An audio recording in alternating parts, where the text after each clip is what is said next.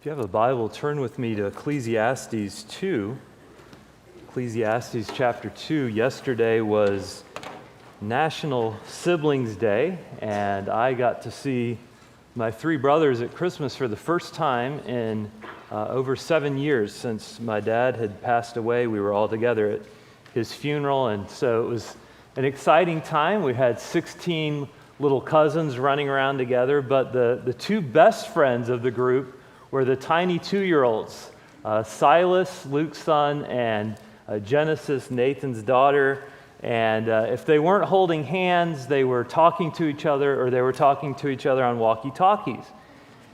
And of course, Silas's family had to go back to the mission field, 9,000 miles away, and yet Silas, for some reason, thought he could still talk into his walkie-talkie and get a hold of Genesis. And so a couple of weeks ago, my sister-in-law, Charlotte, recorded this on her phone.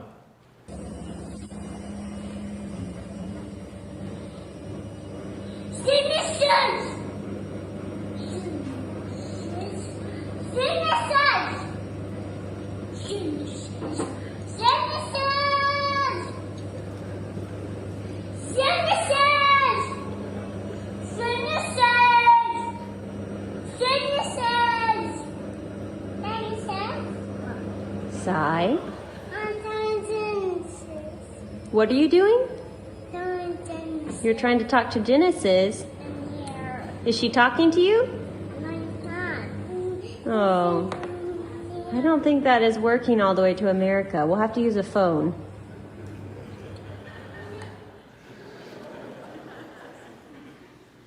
What Silas found out is what Solomon found out, that trying to talk on a cheap walkie-talkie to someone 9,000 miles away is only going to be frustrating. You're never going to hear the response that you want. And Solomon has been trying to find the meaning in life, and so he pursues wisdom, and it's empty, it's frustrating. He pursues wealth, it's empty, it's frustrating. We come to chapter 2, and he thinks, well, maybe if I pursue pleasure, maybe that's how I'll find meaning in life. So look with me at verse 1 here in Ecclesiastes chapter 2. He says, I said in mine heart, he keeps talking to himself in this journal, go to now, I will prove. This is a word for test. God uses it of testing Abraham with his son Isaac. This is the word used of the 3 Hebrew boys and Daniel being tested in King Nebuchadnezzar's court. Solomon says, I am going to test whether pleasure can give me meaning in life. And he's going to pursue pleasure in 3 different ways that, again, are incredibly relevant to today, because these are 3 ways that we pursue pleasure, that we try to find meaning in pleasure today. First of all, we pursue pleasure in partying. He says, I will prove thee with mirth, with amusement, with pleasure, therefore enjoy pleasure. Solomon, like so many of us today, says, you know what, if I can't find meaning in life, I'm just going to live for pleasure. Maybe I'll find it there. Do you know how many hours Americans watched Netflix during quarantine? And this is just Netflix, not Amazon Prime, Disney Plus, HBO Max, not any of the other streaming services, but just Netflix a year ago in 1 month was watched 204 million hours per day. That is 6 billion hours a month, or 700,000 years in 1 month that Americans watched just one streaming service. And those of you who had stock in Netflix were happy about this. But this is a sad statistic that we live for viewing pleasure. We live to tantalize our eyes. We live for the next fun, amusing, entertaining thing. And 1 Kings chapter 4 tells us that Solomon partied so much, his provisions for one day were 180 bushels of flour, 360 bushels of grain, and hundreds of large animals slaughtered. One Old Testament scholar estimates it would take 30 to 40,000 people to consume all of this food. That was a normal day in the life of Solomon, the party animal. When he decided, I am going to set my heart on pursuing pleasure, finding the meaning of life through pleasure, this was the way he lived. These were the kind of parties that he threw.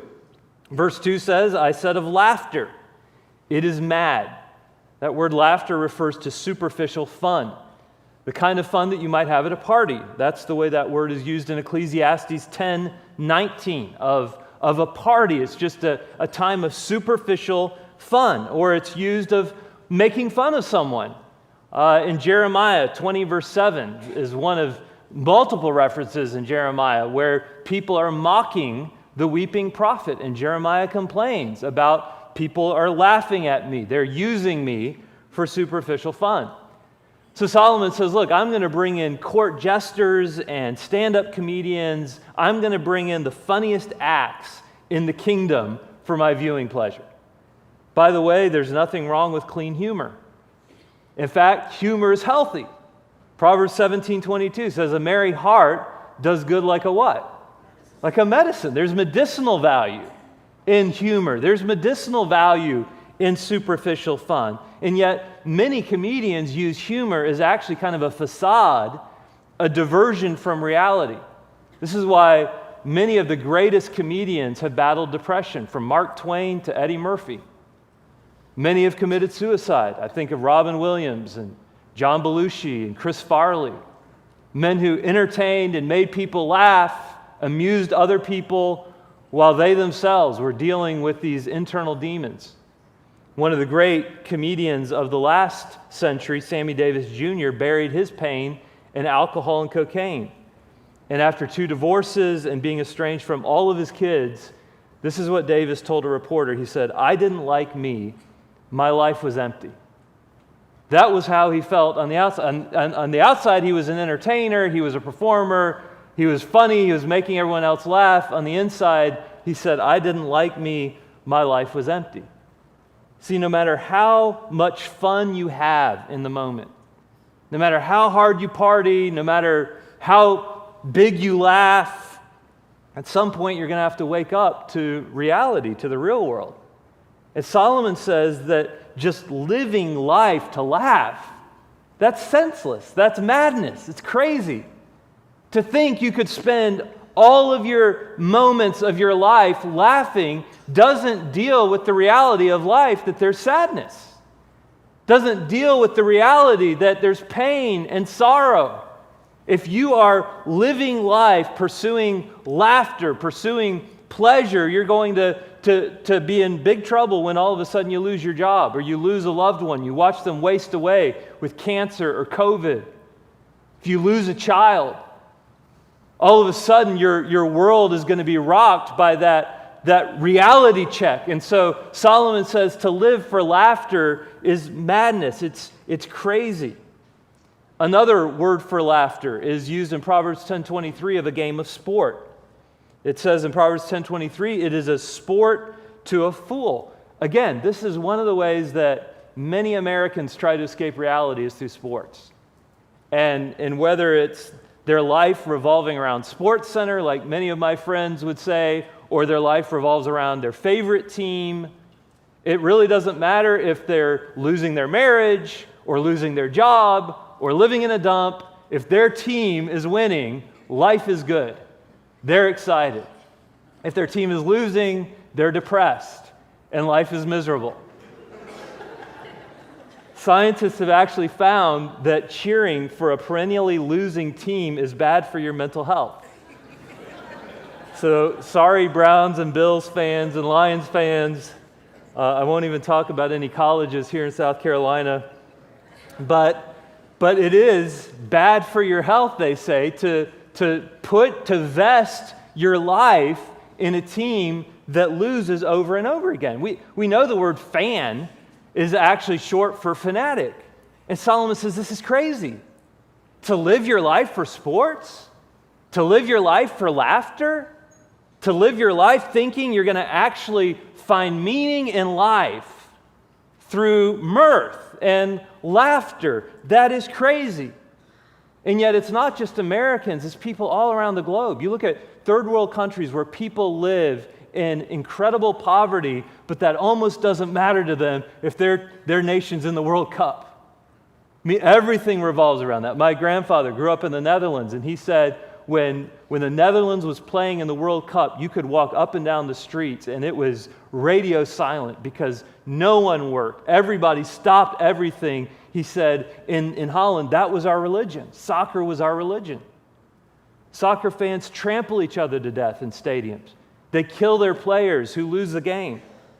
And it's not just at the international level or the professional level, but even at the level of children. Look at Little League parents. I mean, Little League is supposed to teach your kids about character and sportsmanship, and often it turns into Friday Night Smackdown.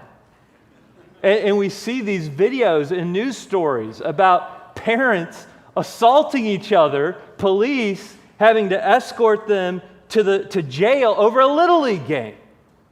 Solomon says that's madness.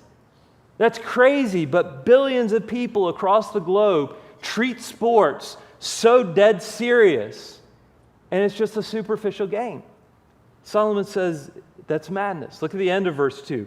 And of mirth, another word for superficial pleasure, what doeth it, or what use is it? Now, by the way, superficial fun from sports and from parties isn't wrong. In fact, God designed us to need a Sabbath rest. We need recreation. We need a day of recreation. Sports can teach hard work. Sports can teach teamwork. There's a lot of value in having friends over for a party. There's a lot of value in playing sports. There's a lot of value in enjoying clean humor and laughing. But what Solomon is saying, if you think that superficial fun is going to be the end, is going to give you meaning in life, that is crazy. In verse 3, Solomon leaves the comedy club and he heads for the bar. Verse 3 says, I sought in mine heart to give myself unto wine, yet acquainting mine heart with wisdom. In other words, he says, I'm going to analyze with the same researcher's mentality the life of getting drunk, the life of giving myself, my heart to wine, and to lay hold on folly till I might see what was that good for the sons of men, which should do under the sun all the days of their life. So here's the pleasure of inebriation. Here's the pleasure of someone who says, when life without God under the sun gets so bad that I just want to escape from it all, forget about it all, I want to get some relief and numb myself, I'll just get too drunk or too high to care. And so Solomon throws these huge parties with wine and women and song just like we do today. One of the main teachers and indoctrinators of the last half of the 20th century was a woman named Oprah Winfrey. And when she kicked off her final season about 10 years ago, her 24th season of speaking, especially to middle-aged women across America and indoctrinating them, at the kickoff party, she played what was a popular song by the Black Eyed Peas at the time, Tonight's the Night, Let's Live It Up, I Got My Money, Let's Spend It Up, Fill Up My Cup, Mazel Tov, Let's Paint the Town, We'll Shut It Down, Let's Burn the Roof, and then we'll do it again. That's the way so many Americans think. And I remember working secular jobs, and my coworkers lived to get their paycheck on the weekend to do just this, to spend their money, to live it up, to forget about the horrors and the hardships of work by drinking themselves under the table, by partying all weekend long, and then going through another work week, and then doing it again. This is how many young people think. And we see the news stories about spring breakers who are breaking all the COVID restrictions because this is how they want to live. They say a third of college students will miss class because of substance abuse, and 159,000 will drop out their freshman year because of alcohol or drug use. Alcohol is involved in 90% of all campus rapes.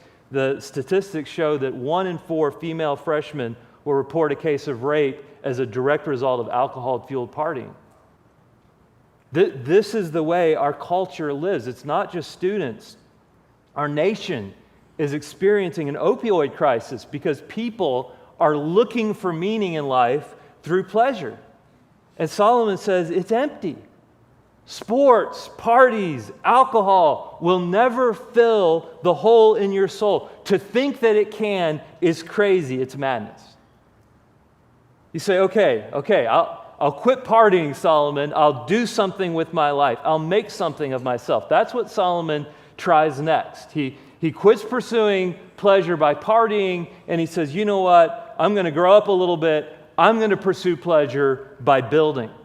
Verse 4. I made me great works.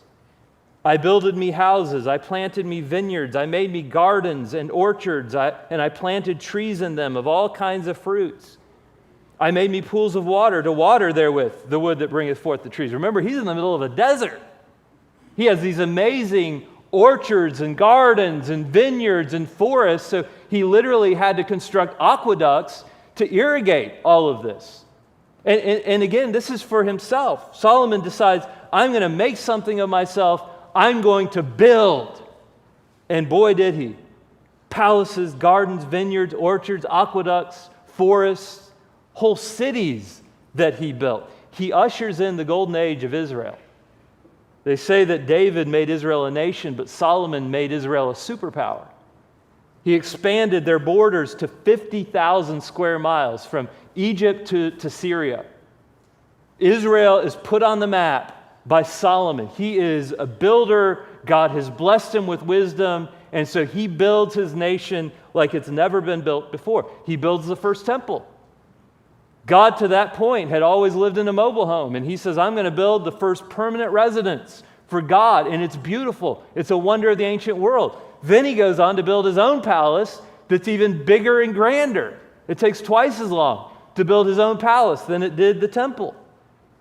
Solomon pursues pleasure by building, and by the way, there's nothing wrong with building.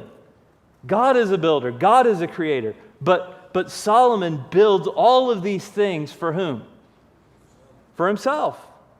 If you look at verses 4 through 6, you see 5 times he refers to himself. He says, I made me, or myself. I builded me, myself. I planted me. His motive is self-gratification. How about you? How much of what you do in life, how much of what you're building in your academic career, in your career now that you're out of college and you're working, how much of what you've built in your family and into the structure of your family, how much of that is for yourself? Maybe you say, well, I'm doing it for others, but if you're honest, your baseline motive is whom? Yourself. Yeah, you built your family a house that they can live in, but who gets the glory? Who will bask in the praise and take pleasure in people's oohs and ahs at the house that you built? Yeah, your family will benefit from your beautiful decorating and those Pinterest perfect meals, but what are you secretly hoping for as you take those photos and put them on social media? Praise and esteem, to look good, to be the mother of the year. You think, if I can just build this perfect family, if I can just build this perfect company, this perfect business, and it ends up being about you. Again, there's nothing wrong with building for God's glory. There's nothing wrong with building something to help others for His kingdom, but it's so easy to turn inside like Solomon's doing here and try to derive pleasure, permanent pleasure, in what you have built, in what you have done. Pursuing pleasure in partying doesn't satisfy. Pursuing pleasure in building doesn't satisfy. So finally, he pursues pleasure by acquiring. Look at verse 7. He says, I got me servants and maidens and had servants born in my house. Also, I had great possessions of great and small cattle above all that were in Jerusalem before me. He says, I acquired stuff like no one had ever acquired things before. I had whole teams of servants, armies of servants to wait on me, hand and foot, day and night, 24/7. His temple workforce alone was 180,000 men, masons, lumberjacks, construction workers. Just to build the temple, it took 180,000 men. 1 Kings 4 tells us that he had 40,000 horse stalls. Any of you from the Midwest or farm country and you've had to clean out horse stalls before? That's a lot of manure, 40,000 horses in these horse stalls. As Americans, we tend to think a lot like Solomon, that bigger is better. That the more I can acquire, the happier I'll feel. And yeah, my car's perfectly fine, but if I could just get that new car, I would be so much happier. Yeah, my wardrobe's perfectly fine, but if I just had those new clothes, those latest fashions, then I would be so much happier. One is never enough. This is something my generation learned when we were kids with Happy Meals. You have to collect all four. It's not good enough to have the blue one. You've got to have the yellow one and the purple one. Solomon also acquires wealth to himself. Look at verse 8. He says, I gathered me also silver and gold and the peculiar treasure of kings and of the provinces. He would actually, and it wasn't that he was a mafia lord, but because of the respect he had earned and the rapid growth of his kingdom, he would receive 25 tons of gold, 1 Kings tells us, from other nations and from other kings, 25 tons of gold per year. He actually had a fleet of ships that would go around collecting things. So 1 Kings 10:21 says, all King Solomon's drinking vessels were of gold, and all the vessels of the house of the forest of Lebanon, his little country home, were of pure gold. None were of silver. It was nothing accounted of. It was not considered valuable, silver, in the days of Solomon. So silver goblets were like styrofoam cups in Solomon's kingdom. The next verse says that Solomon had this fleet of ships that did nothing but sail around collecting treasure from other kings. Gold, ivory, exotic animals. They would come back every 3 years, deposit their load, and then go out on another expedition to just collect all of these amazing treasures from other kings. And again, we're the same way. We love to acquire things. We have hobbies and collections. We accumulate tools and knickknacks or clothes. My wife's grandmother collected Beanie Babies. And not just shelves of them or closets of them, but trailers full of them. If you ever want a Beanie Baby, just come see us and we can hook you up. As Americans, we have so much money and we have so much room to acquire stuff. Of course, then we build storage units so we can put more of it in there. And there's certainly an immediate pleasure that comes from getting that next new thing in your collection, from getting that next new outfit, from getting that next new thing that you like to collect. But can acquiring ever give you permanent pleasure? There was a billboard at a bank in Dallas that advertised, "We lend happiness," at 18 locations. Of course, the idea is we give you the money to acquire something, and that is what is going to make you happy. Maybe for a moment, maybe for a season, but will it give you permanent happiness? Will it give you lasting happiness? If Solomon were alive today, he would have been on the list that Forbes magazine just published of the wealthiest billionaires in the world. And yet, was he really happy?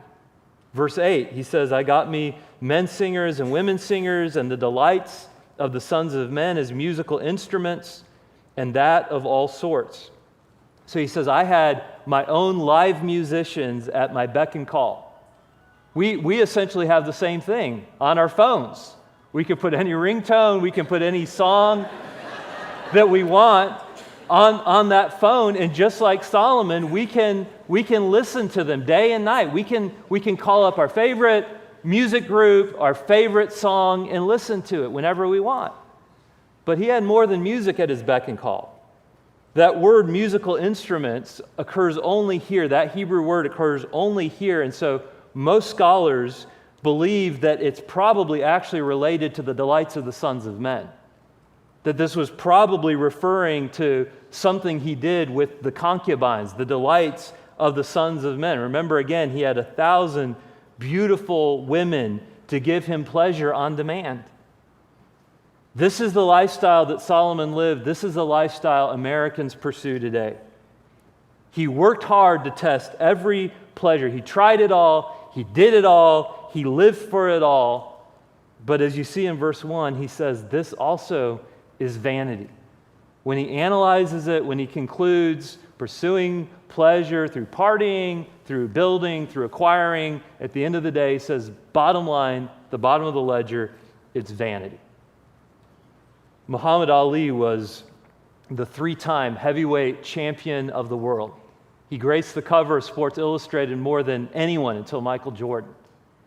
And there was a famous sports writer, Gary Smith, who, toward the end of Ali's life, went out to his country estate and interviewed him. And he said it was so strange to be met at the door by this bent figure with slurred speech from Parkinson's and too many punches. And Ali walked him out to this huge barn where he basically had converted it into a museum. Out in this barn, he had all of his trophies. He had all these big photos of him holding up his heavyweight championship belts over his head. Gary Smith said as they walked into this barn, they noticed there were white streaks on the photos, and apparently there were pigeons nesting in the top of the barn that had soiled them with their droppings. And he said that Ali noticed this too.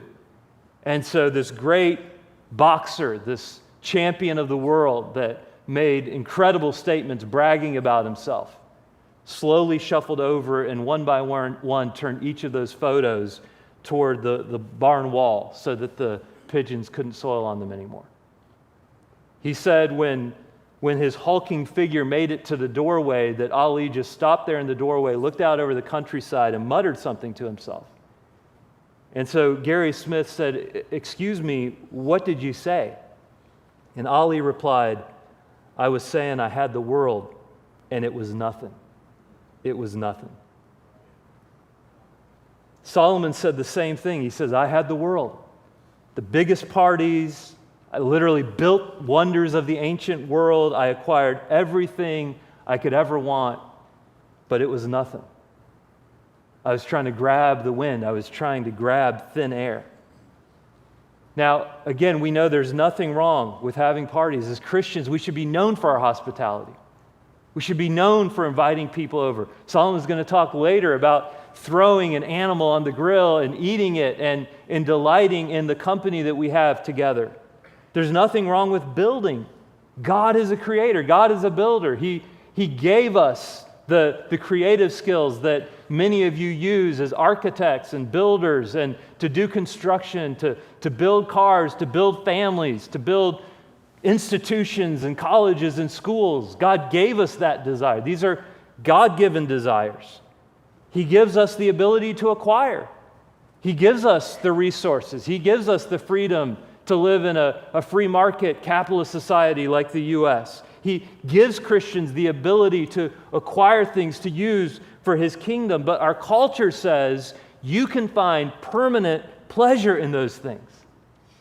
You can find permanent pleasure in partying. You can find permanent pleasure in building. You can find permanent pleasure in acquiring. But you can't.